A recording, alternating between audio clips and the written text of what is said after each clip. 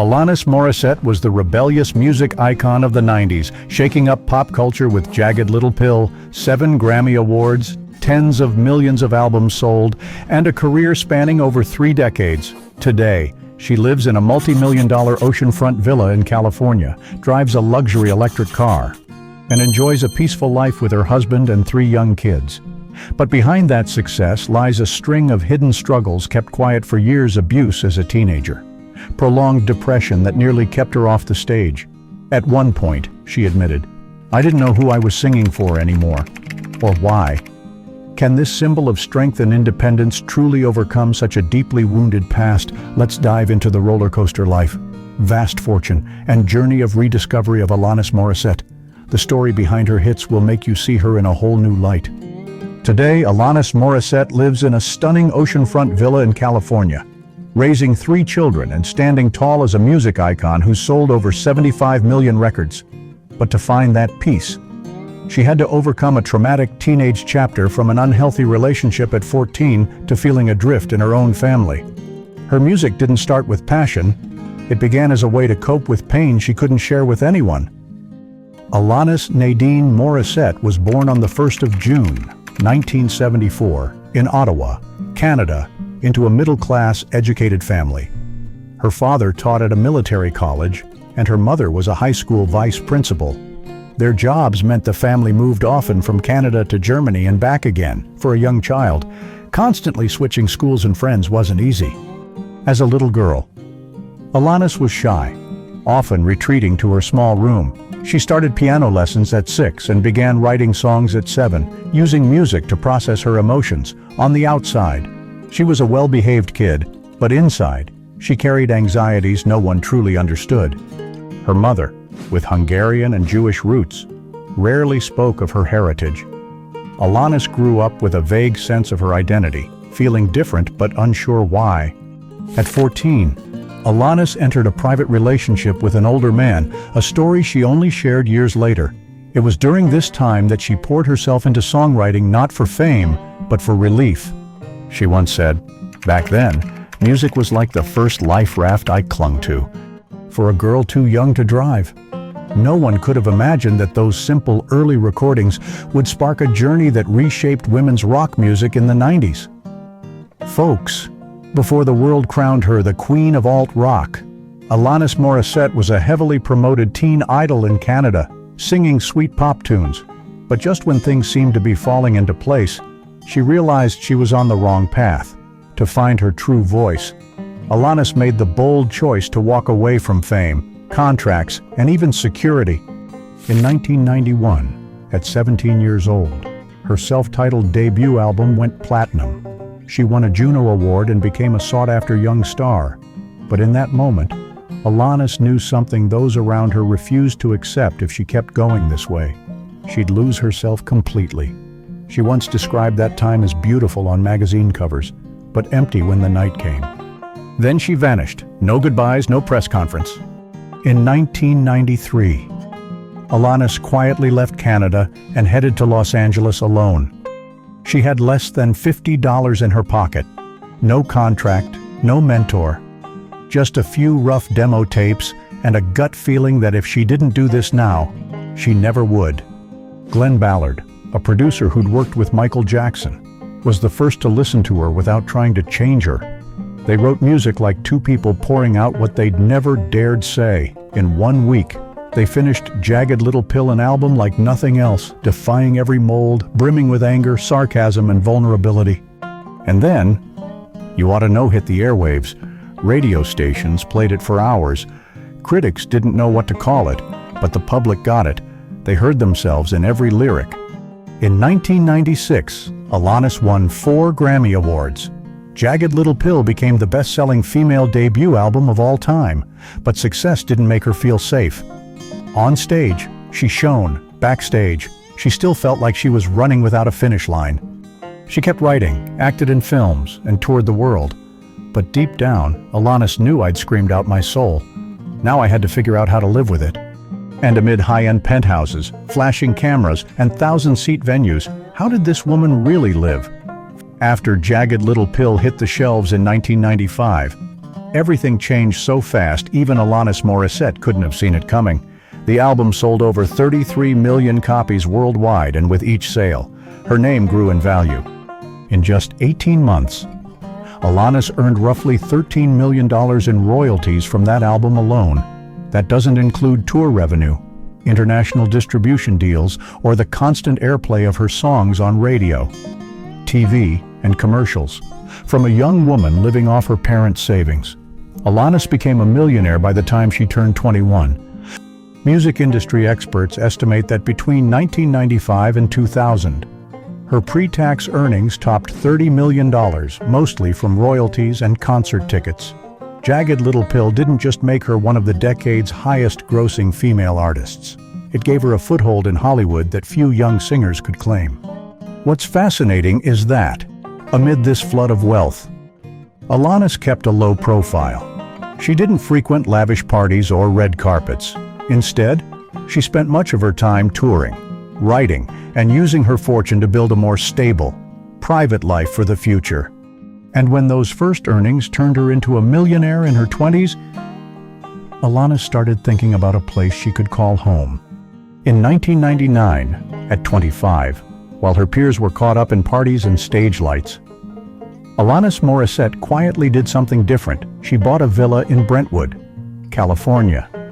Not the glitzy Beverly Hills or dazzling Malibu, but Brentwood, a neighborhood of tree-lined streets, peaceful yet close to Los Angeles' artistic hub. The villa cost about $1,800,000 back then, but today it's valued at over $5 million. Still, its true worth isn't in the price tag, it's in the feeling you get stepping inside.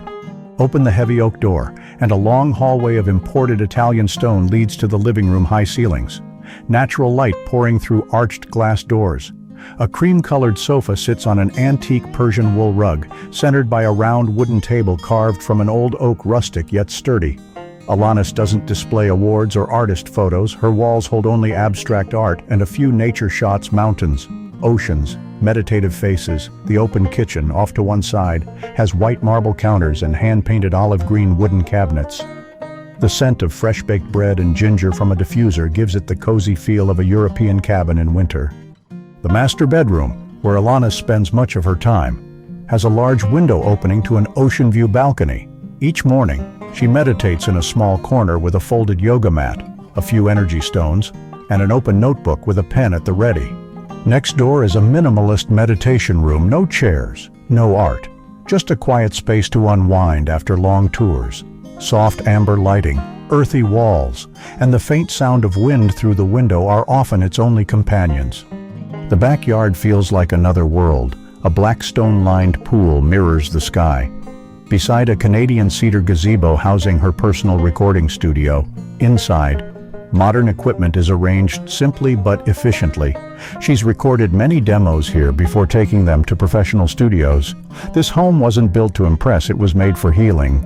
It's where she returns after tours, slips into soft fabric slippers, sheds her stage persona, and becomes herself again, in a noisy world.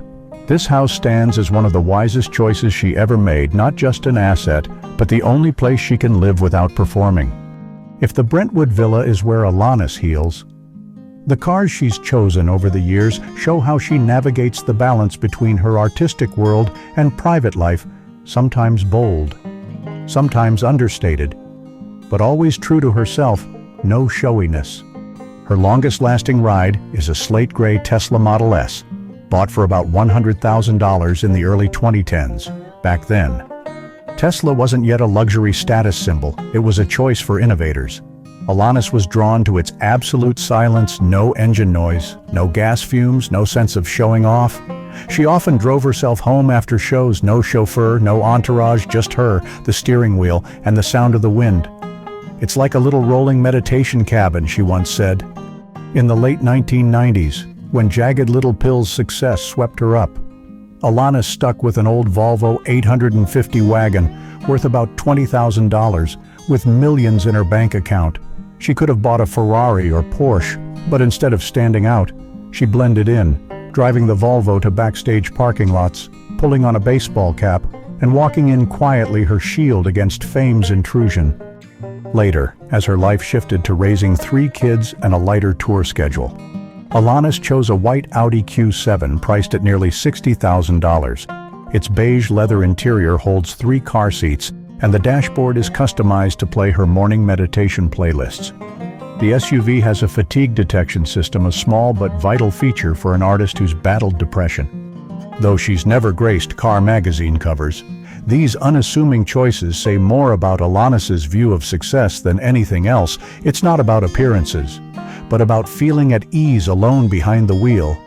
If you've seen Alanis Morissette belt out raw emotion on stage, it's hard to picture how she starts her days. No coffee, no alarm clock. Instead, a glass of warm lemon water, followed by a dip in a cold plunge tub in the backyard, a habit she picked up from Tony Robbins to calm her nervous system and reset her emotions. Then comes what she calls her silent hour. No phone, no music, no talking, just meditating by the ocean view window, sometimes journaling, sometimes simply sitting, breathing deeply, and gazing out. Her work schedule isn't as packed as her non-stop touring days, but it never stops. Alanis writes music weekly, sometimes in her backyard studio, sometimes jotting melodies via voice memo at a red light. She said, "I write songs like other people write grocery lists." Family spending focuses on education and wellness. Alanis invests in art classes for her kids, organic food, and regular therapy, not just for herself, but for the whole family. She believes emotional care deserves the same seriousness as any financial investment. Evenings often end with family dinners by candlelight. No TV, just a quiet meal, sometimes with her second son's piano notes drifting from the next room. In this seemingly simple rhythm lies the foundation that keeps Alanis balanced between art, family, and herself, a balance few artists maintain after fame's glare. Offstage, Alanis Morissette is a wife, a mother of 3, and the keeper of a family life that's uniquely her own, quiet but profoundly meaningful. She married Mario Treadway, an American rapper and poet, in 2010. Unlike the image of a high-profile artist couple, their life leans towards stillness. Mario works from home, often splitting childcare, cooking, and music making with Alanis. They have no full-time nanny, a deliberate choice to raise their kids in a fully present environment. Alanis rarely shares family photos on social media, believing kids deserve privacy, especially with a public figure. For a mom, those who've met her off stage describe her as warm, engaged, and a great listener. Beyond family, she dedicates time and money to social causes, especially mental health and women's rights. Alanis is a vocal supporter of the National Eating Disorders Association and has donated millions of dollars to campaigns aiding survivors of abuse, postpartum depression, and youth emotional therapy. She also hosts the podcast Conversation with Alanis Morissette, where she talks with psychologists, therapists, and fellow artists about healing, empathy, and truth in life. In an entertainment world of masks and applause, Alanis chooses to make an impact with sincerity in her kitchen, her studio, and the hearts of her audience. Folks, to the public, Alanis Morissette seemed to have it all: fame at a young age, wealth at a young age, adored by an entire generation. But few knew that for much of her 20s, right at the peak of her stardom, Alanis felt like she was living in a gilded cage, locked tight by the sound of applause. In 2016, when a documentary about her life aired, it sent shockwaves through the music industry. In a brief interview clip, Alanis revealed she had been sexually abused at just 15 years old, and not by just one person. Her words hit like a cold bomb in the middle of a career that seemed flawless. The media split in two. Some praised her bravery, while others questioned her motives, her timing, and why she stayed silent for nearly 3 decades. Alanis didn't push back. She said just one thing back then: "I didn't think it was abuse. I thought it was my fault." This wasn't a fresh wound. She'd endured eating disorders, chronic anxiety, prolonged depression, and postpartum mental breakdowns, all hidden beneath the stage lights, while people cheered her early maturity. Alanis was struggling to find a way out of her own home. Her album Such Pretty Forks in the Road, released in 2020, was the first time she let the public see the cracks. The lyrics weren't veiled, they were sighs, tears, midnight panic attacks while her family slept. And in every podcast episode, she opened up not to rehash, but to warn this industry can swallow up kids who are good at enduring. She didn't want pity from her audience. She just wanted them to listen, truly listen with their hearts for the first time. But the most remarkable thing, the more she shared her vulnerabilities, the stronger Alanis became, and from the very things that nearly broke her, she built the foundation for a legacy few can touch. Folks, not everyone can turn an album written in a single week into a manifesto for an entire generation. Even fewer can keep that flame burning strong for 3 decades through scandals, depression, and days when getting up seemed impossible. But Alanis Morissette has done just that in her own unique way. In 2019, Jagged Little Pill made a comeback not as a CD or a concert, but as a Broadway musical. Her songs were woven into a stage story about a modern American family, tackling themes of gender, addiction, and emotional trauma. The production earned 15 Tony nominations, and what's remarkable is that the lyrics, once deemed too raw in 1995, now rang out like prophecies for a society striving to heal.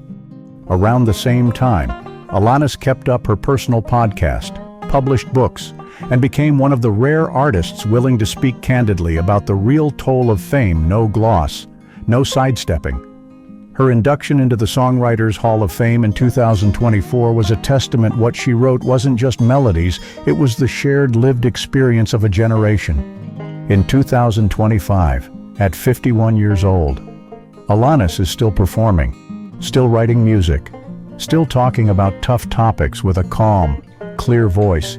At music festivals, you'll see 3 generations in the crowd: parents who listened to her in the 90s, their kids singing along to Ironic, and Alanis herself standing there, no longer needing to shout, because now everyone's listening. Alanis Morissette isn't just an artist anymore. She's proof that those who've been shattered can still become a cornerstone for others to lean on.